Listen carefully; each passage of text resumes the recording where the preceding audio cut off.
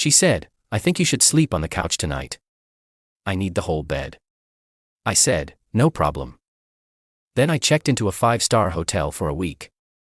Her texts went from angry to apologetic in less than 24 hours. I, 29 male, was lying in bed scrolling through my phone when my girlfriend Desiree, 27, walked in from her book club at 11 p.m. She stood at the foot of the bed with her arms crossed. "I think you should sleep on the couch tonight. I need the whole bed." I looked up. "Why?" "I just need space to spread out. I haven't been sleeping well. We have a king-size bed." She's 5 feet 3 inches and maybe 120 pounds, but whatever. "No problem," I said, grabbing my pillow. She looked surprised. "Really? You're not going to argue?" "Nope." I walked past her, went to the closet and packed a bag. She followed me. "What are you doing?" "Getting some clothes." "For the living room?" "For the hotel." Her face changed. "Hotel?" I said, "The couch." "Yeah, but if you need space, you need space. I'll give you plenty." "You're being ridiculous. Just sleep on the couch like a normal person." "The couch hurts my back. I'm getting a proper bed." I booked the nicest hotel downtown on my phone. 5 stars, $340 a night. Worth every penny for what was about to happen. You're seriously leaving because I asked for one night of good sleep? You're seriously kicking me out of my own bed? The one I paid for? See, here's context. This wasn't the first time. Last month she made me sleep on the couch because I breathed too loud. The month before, because my presence was disturbing her aura. I'd been sleeping on that couch at least once a week for 3 months, but I was done being a doormat. As I headed for the door, she grabbed my arm. "Fine, you can have half the bed." "Nah, I'm good. Enjoy your space." The text started before I even reached the hotel. "Desiree. You're being petty. This is emotional manipulation. Real men don't run away from problems." I didn't respond. Checked into my suite, ordered room service, and slept like a baby in a bed where nobody complained about my existence. Update 1. Woke up to 23 texts. The progression was hilarious. 1 a.m. Are you seriously not coming back? 1:30 a.m. This is stupid. Come home. 2:15 a.m. The bed feels weird without you. 6 a.m. Where are you? 7 a.m. I made breakfast. Your eggs are getting cold. She never makes breakfast. Ever. In 2 years, I've cooked every meal. Then came the phone call. I was sitting in the hotel restaurant having an hot breakfast someone else made when she called. Where are you? Hotel. Still, I thought you'd come back after making your point. What point? You wanted space. I'm giving you space. For one night. You didn't specify duration. I booked a week. A week. Are you insane? No, just tired of sleeping on couches. She hung up. 20 minutes later, her best friend Marley called. Hey, so Desiree says you abandoned her. She kicked me out of bed. I found another bed. She says you're being abusive by withholding your presence. I actually laughed. She literally told me she needed space from my presence. That's not what she meant. Then she should say what she means. Marley hung up too. That afternoon, I got a text from Desiree. I'm having people over tonight. It would be nice if you were here. Meet, enjoy your party. So you're not coming. I'm giving you the space you needed. Stop saying that. But here's where it gets interesting. My buddy Jerome lives in the same building as us.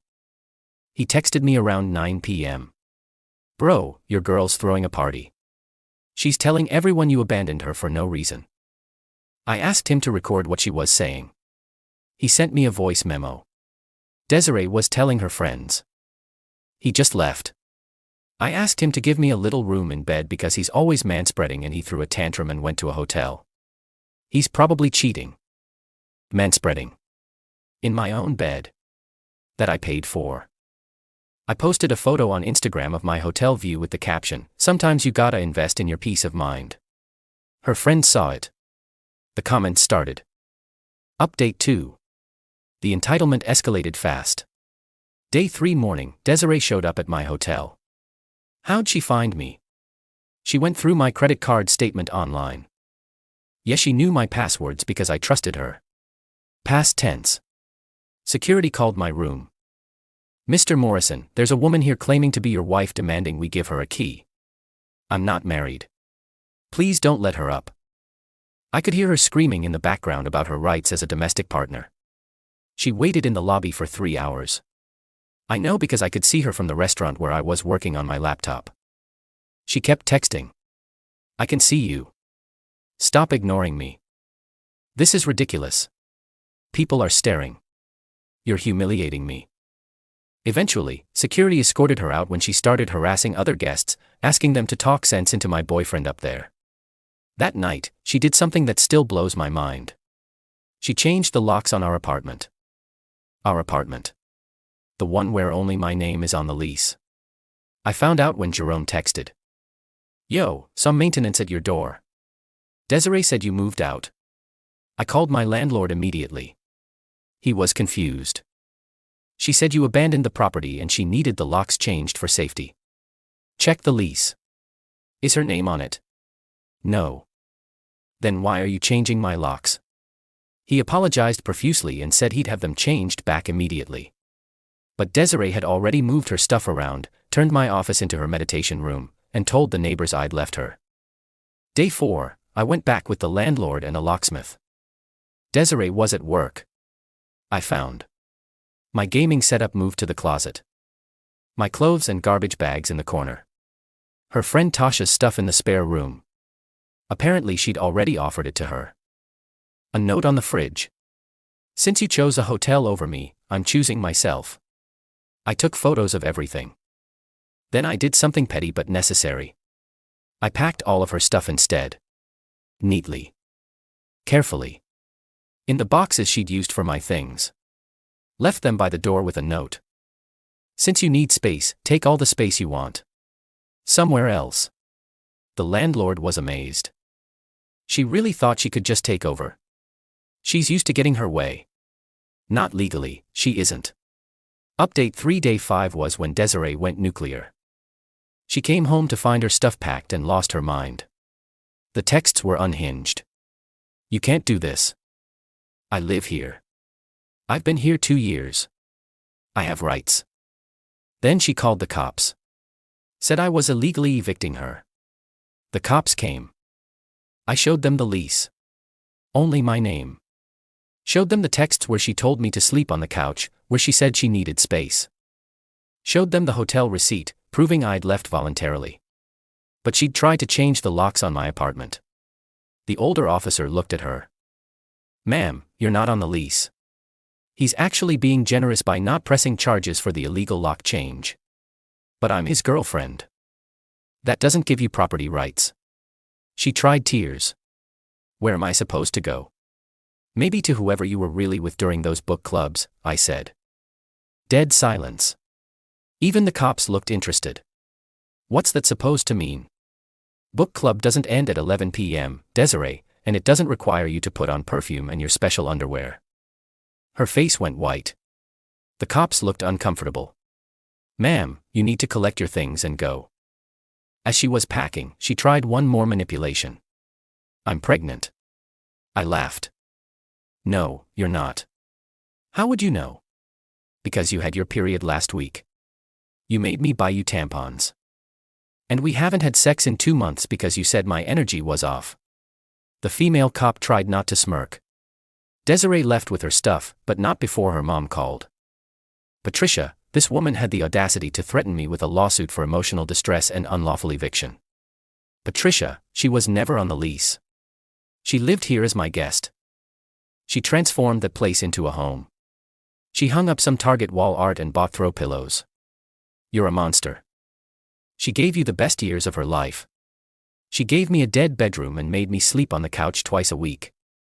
That's because you don't know how to make a woman feel special. Special enough to change the locks on my apartment while I was gone. She hung up. Day 6, I found out the truth about book club. Jerome ran into Desiree's friend Marley at a coffee shop. After some conversation, she let slip that book club was actually wine nights at Ricardo's apartment. Ricardo, her platonic friend from yoga who'd been commenting hard eyes on all her Instagram posts. I didn't even care about the probable cheating. I was just amazed at the audacity. Update 4, the final day of my hotel stay was magnificent.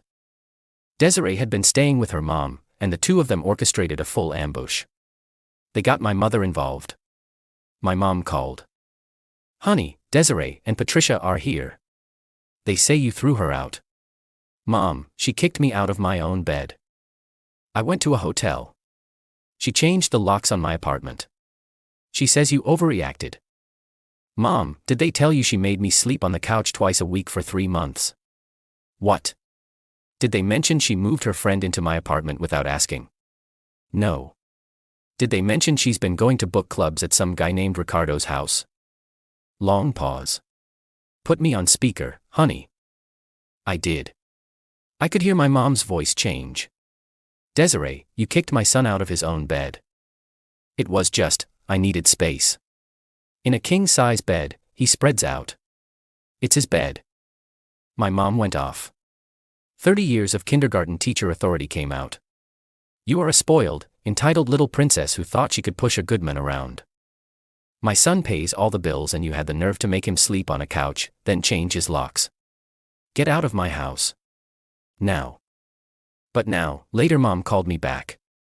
I never liked her anyway. She never once offered to help with dishes at Thanksgiving. That evening, I checked out of the hotel and went home to my apartment. Clean, quiet, all mine. No throw pillows everywhere. No live laugh love signs. No being kicked out of my own bed. But Desiree wasn't done. Final update. The aftermath was even better than the main event. First, Desiree tried to claim I owed her money for household improvements. She sent an itemized bill. Throw pillows, $240. Wall art, $180.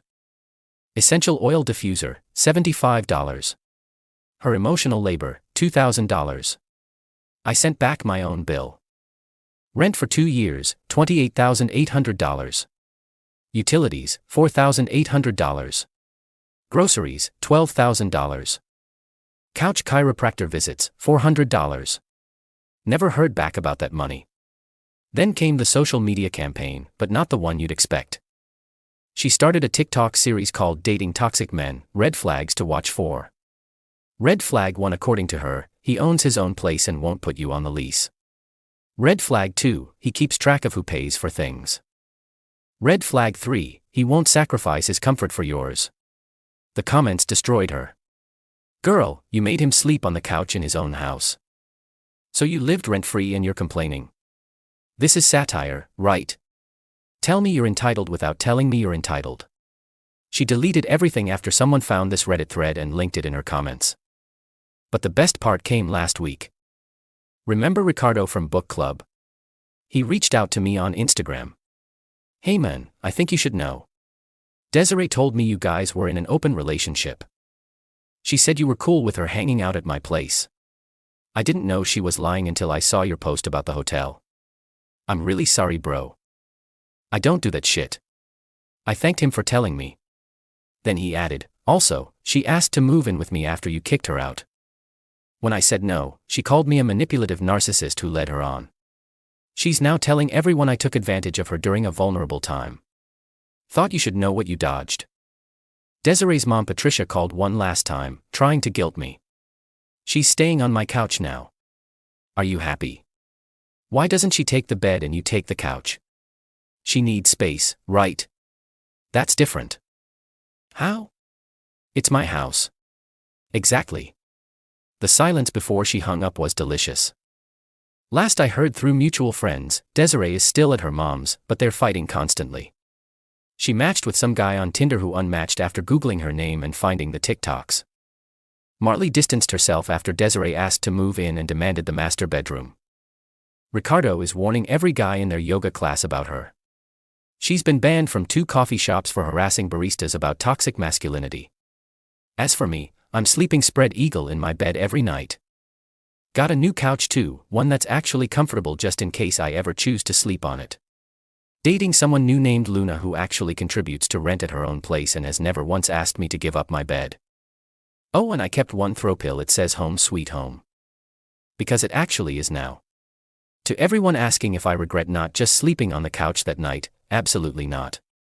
That hotel week was the best $2,380 I ever spent. It bought me my freedom and exposed her entitlement to everyone. Desiree, if you're reading this, and I know you are because you stalk my socials, Ricardo's new girlfriend is really pretty and she probably doesn't kick him out of bed. Edit, stop asking for Desiree's TikTok, it's gone. Also no, I won't give you Luna's Instagram, she's mine and actually appreciates having a bed to share. Edit 2, for everyone saying I should have just communicated better, I did. Every time she kicked me out of bed, I told her it was unfair. She'd say I was being dramatic and weak. Communication only works when both people respect each other.